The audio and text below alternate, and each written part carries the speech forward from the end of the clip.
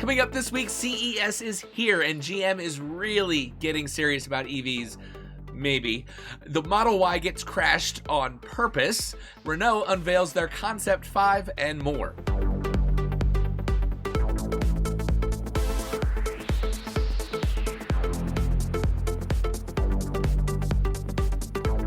Hello, friends, and welcome to episode 48 of the EV Resource Podcast. My name is Zach Hurst, and each week I bring you the latest EV news, information, and answers to your questions about electric vehicles. Before we get started with the news this week, I want to thank our podcast partner, Titan Auto and Tire in Moseley, Virginia, for their support. Titan is one of the very few independent shops in Central Virginia that are qualified to work on EVs, and from hybrids to Hummers, they fix everything. For more information and to schedule an appointment for your vehicle, go to TitanAutoTire.com. That's TitanAutoTire.com. GM is back in the headlines this week, talking up an all-electric future and doing their very best to convince us that they're actually serious about EVs. Roadshow by CNET explains, even though CES this year is an entirely digital affair, General Motors treated its keynote like a full-on event, releasing a whole host of concepts and teasers for vehicles and quasi-vehicles across its spectrum of companies and brands. CES staples like flying cars and self-driving pods made an appearance, as did a number of vehicle concepts that will be arriving in production form in the coming years. Let's run down a few of the new unveilings. Cadillac provided a sneak peek at the upcoming ultra-luxury, fully electric Celestiq show car. Celestiq features an all-wheel drive system with four-wheel steering, but one of the main features is a full glass roof that is split into four quadrants with suspended particle device smart glass. With this smart glass, each occupant of the vehicle can set their own level of roof transparency. Basically, by electronic controls, they can adjust the tint of the glass roof. Up front, the driver and passenger will enjoy a pillar-to-pillar freeform display across the entire dashboard that will utilize active privacy to help mitigate driver distraction. Without a doubt, the Celestiq is going to be an amazing vehicle when they finally launch it by 2025. Yeah, potentially 4 years away. But hey, all this stuff looks cool. They did also show us more of the Bolt EUV, which is due out much sooner. The 2022 Chevy Bolt EUV will be the first Chevy-branded vehicle to come equipped with GM's Super Cruise driver assistance system. And actually, when they do release this, it will be GM's only vehicle currently with Super Cruise, because the one Cadillac that they had Super Cruise on, they have discontinued. Super Cruise, what that is, it's like Tesla's Autopilot or Nissan's ProPilot. It allows for hands-free driving on, in this case, pre-mapped highways, and it monitors your attention with a camera to ensure that your eyes stay on the road. GM also showed a flying car and an autonomous pod, but I'm not really going to give any time to those because it's just cool stuff that doesn't really mean anything for the significant near future. But what I'm most excited about is a venture that they're calling BrightDrop. And GM introduced this entirely new business segment that they want to get into, BrightDrop, during CEO Mary Barra's keynote address. With a range of products and services, the company says BrightDrop core product will be a line of battery-powered delivery vehicles. This range will include the just introduced EV600 commercial van, which offers a maximum range of 250 miles. But BrightDrop won't just be about vans. For CES, GM also virtually revealed the EP1, a self-propelled transport pallet designed to simplify the lives of delivery personnel in a warehouse. I'm beginning to get really excited about EVs in the delivery space, and I have a feeling that we're going to be seeing many more companies enter this space other than GM and Ford, and of course Rivian with their Amazon delivery vehicle. Speaking of which, the Amazon delivery van made by Rivian has been spotted out delivering packages in Los Angeles. And as much as I've joked about the van looking like it has the face of Tayo the little bus, what people are talking about most is the sound that it was making.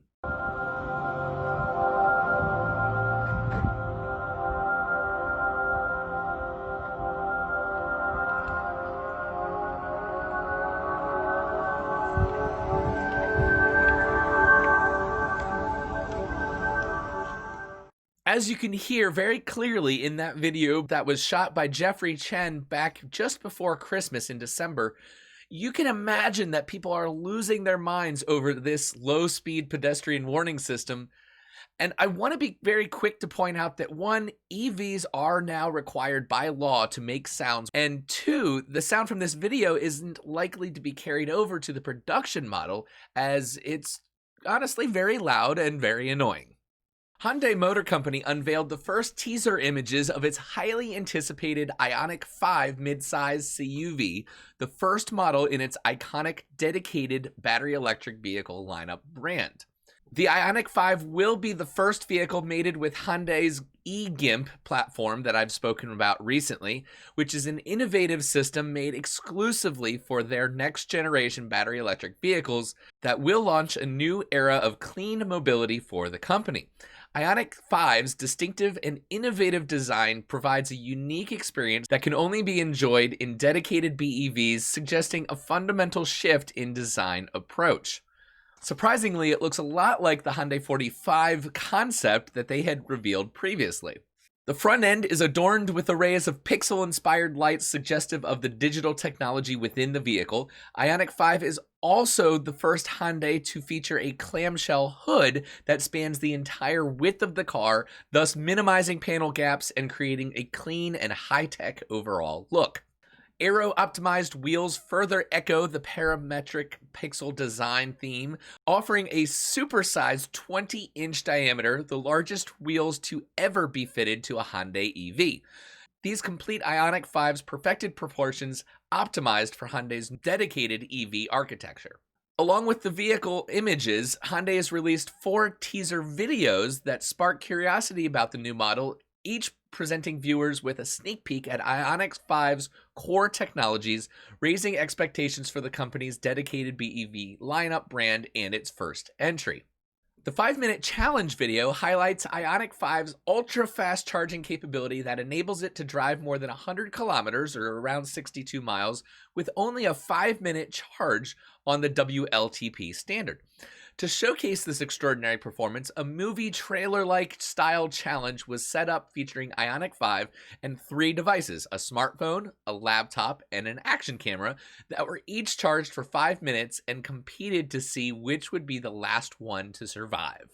3 ultimate camping videos show a camper using various electrical appliances powered by the Ioniq 5's vehicle-to-load, or V2L, technology that functions as a general power supply.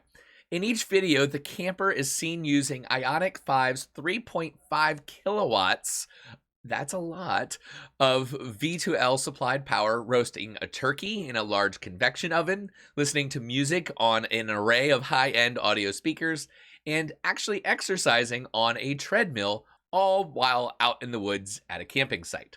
Beginning with these videos, Hyundai plans to release even more engaging content that highlights the enhanced lifestyle that the new Ioniq 5 customers will experience. The official debut for the 5 is set to have a world premiere digital event in February of 2021, next month. In other news, Tesla's Model Y has achieved a 5-star overall safety rating from NHTSA.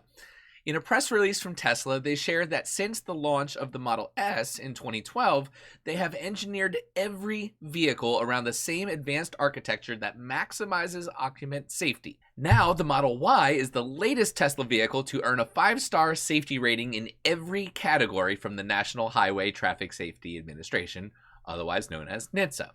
As a part of their 2020 New Car Assessment Program, NHTSA tested the Model Y long-range all-wheel drive. So what makes the Model Y so safe? Well, the Model 3 and Model Y were both developed largely on the same platform, and this shared architecture is fundamental to both vehicles' safety. To accommodate its higher mass and larger cabin space as an SUV, Model Y's body structure has been fortified and strengthened even further than the Model 3 in pursuit of that 5-star safety rating.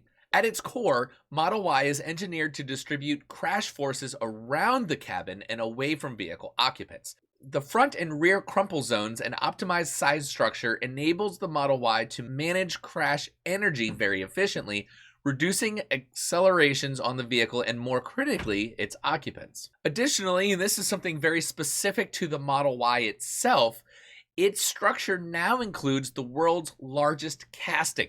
Along with the fortified battery pack, these elements mitigate intrusion into the cabin, creating a robust safety cell with enough room for the advanced restraint systems to deploy and provide even more occupant protection. And of course, with any SUV, because of their higher driving profile, they tend to be a little bit more susceptible to rollovers.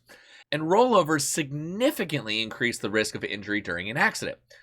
NHTSA's assessment determined that the Model Y has a rollover risk of only 7.9%, and that is the lowest of any SUV recorded to date by the organization.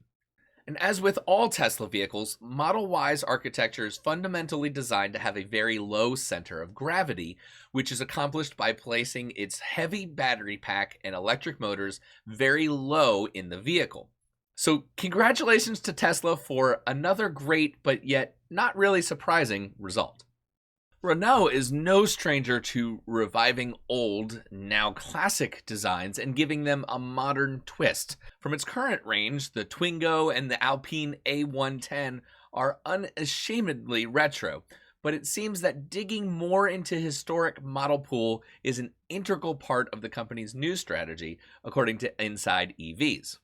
The French automaker calls the major overhaul of its business model Renaulution, and with it, its aim is to distance itself from the image of a manufacturer who seeks volumes above all else. Another goal is to embrace electrification even more. It wants to change the perception about itself, and one of the vehicles it plans to do that with is the future Renault 5-inspired city car previewed by this concept. Called the Renault 5 prototype, this study previews a future series model, although unlike some concepts from other manufacturers, this one will probably change quite a bit before production. There aren't any technical details right now, but Renault did detail its design process. Designers went to great lengths to keep and reinterpret some of the old 5's design details, like the offset air intake on the hood, now the location of the charge port, the shape of the front and rear light clusters, as well as the shape of the overall greenhouse. Sure, this concept looks sportier and more planted than any standard Renault 5 ever did, but it's not hard to see the visual connection between the two. Personally, as I've said many times before, I love hot hatchbacks, so if something like this did ever pop up on US soil, it might be something that I would have to take a closer look at. Next, over the last year, we have seen a surge in the number of companies in the EV space going public through SPAC deals. SPACs, or Special Purpose Acquisition Companies, SPAC, are basically blank check shell corporations with the purpose of merging with private companies in order to allow the private companies to be traded publicly without going through the traditional, expensive, and sometimes very lengthy and complicated IPO process. In the EV space alone, companies like Fisker, Lordstown Motors, and Nikola Motors chose to go that route over the last year, and more recently, we've also seen some other names and more experienced companies also make these deals, like QuantumScape, Lion Electric, and Arrival. And now there's a rumor that Lucid may be exploring this option as well. This one is not a done deal yet, but apparently Bloomberg reports that Lucid is in talks with Churchill Capital Corporation to go through a SPAC deal. Bloomberg says, quote, a transaction could be valued up to $15 billion that people in the company said, asking not to be identified because the matter is private. Lucid, which is backed by Saudi Arabia's sovereign wealth fund, is working with financial advisors, the people added. The talks are ongoing, but could still fall apart, end quote. Lucid for themselves have yet to deliver a vehicle, but it did unveil the production version of the Air, its first car, last year, and recently completed construction of its factory in Arizona. It definitely looks like Lucid could start deliveries of the Air luxury sedan later this year. Premium electric bike maker Sondors has just pulled up the curtain on its first ever electric motorcycle, which they're calling it the Metacycle. The new commuter electric motorcycle may just be the first truly low-cost electric motorcycle capable of both city and highway riding. Of course, the terms like affordable and low cost will always be relative, but compared to the $30,000 Harley-Davidson Livewire, The $5,000 price tag for this bike is comparatively quite cheap. And despite the low price, compared to the rest of the EV motorcycle industry, the Sondors Metacycle still appears to be a very capable, roadworthy bike. It sports a top speed of 80 miles an hour thanks to its chunky 8 kilowatt nominal and 14.5 kilowatt rear hub motor, which 80 miles an hour is going to be more than capable for the majority of people to handle highway speeds to keep up with traffic so you're not getting run over on your way to work. The removable 4,000 watt-hour battery is rated for a range of 80 miles, and the motorcycle carries a distinctive aluminum frame with a hollow space right where the gas bike's fuel tank would normally sit, so it only weighs 200 pounds. And having a hollow space where the gas tank is certainly something that's going to turn heads, and it's an example of the freedom that electric motorcycle designers have to play with versus traditional motorcycle design. They don't have all the shackles of designing around old-fashioned engines and fuel tanks. And with a $5,000 price tag, you might not expect to see too many fancy features on the bike, but Sondors still managed to sneak in a few interesting nuggets, such as a clear-topped box that holds the rider's phone and wirelessly charges it while you're riding. The bike also features innovative turn signals with the front signals incorporated into the sides of a halo headlight, but the lack of excessive bells and whistles is likely what helped Sondors reach the price point that no other company has approached for street-legal and highway-capable commuter electric motorcycles. No, you're not going to go on a cross-country road trip with this bike, but that's not what it's designed to do. The company says the Metacycle's battery can be charged at public charging stations, which certainly will help further reduce range anxiety for riders who might have to tackle a high-speed, battery-draining section of highway on their way to work. Public charging stations should do that job fairly quickly, but anyone charging at home on a standard electrical socket will see a charge time of only 4 hours. This article coming from Electrek. And the last story I have for you this week is about our friends over at Lordstown Motors. Lordstown announced it has received more than 100,000 non-binding production reservations for commercial fleets for its endurance all-electric pickup truck with an average order size of nearly 600 vehicles per fleet. Now, granted, these are production reservations and not orders, so it's still healthy to maintain a bit of reservation about this, but either way, it is great to see such an interest in the endurance pickup truck. I have said it before, I think they've got a real winner on their hands. So it has been a while since I've had a question, an EV question submitted by one of you all to answer here on the podcast. And I do want this part of the podcast to be more interactive and overall have more of a conversation with you versus just sharing the news each week and this being one-sided. So for this week, I've decided to take a page from the EV News Daily podcast with Martin Lee and ask a question of all of you. So as you may or may not know, I somewhat recently took my short-range Spark EV on a 550-mile road trip. So I'm curious, and the question I have for you is, what is the furthest that you've traveled in your EV? So let me know what car you have and how far you've gone on a trip. And you can email that to hello@ev-resource.com. The dash is important, and I will read your answers next week.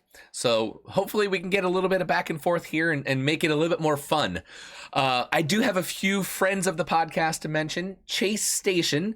They are the premier provider of stylish outdoor EV charging pedestals.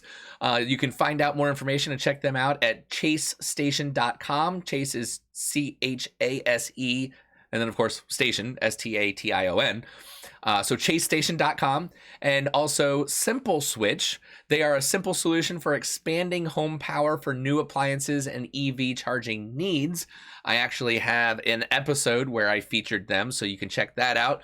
But you can find them at simpleswitch.io. So that is your show for this week. If you've made it this far, thank you very much for watching or listening. I would love for you to share EV Resource with your friends, and if you'd be so kind to leave a review on Apple Podcasts, that really helps bump up our visibility so we can reach more and more people. Our Patreon executive producer is Tom Wiggins, and James Hart supports us at the producer level. If you would like to support the EV Resource podcast, you can check us out there at patreon.com/EV Resource. Patreon is spelled Patreon. I do invite your feedback via email to hello@ev-resource.com. You can always leave a comment on the YouTube video, and don't forget to subscribe so that you'll get all of the future shows delivered to you automatically.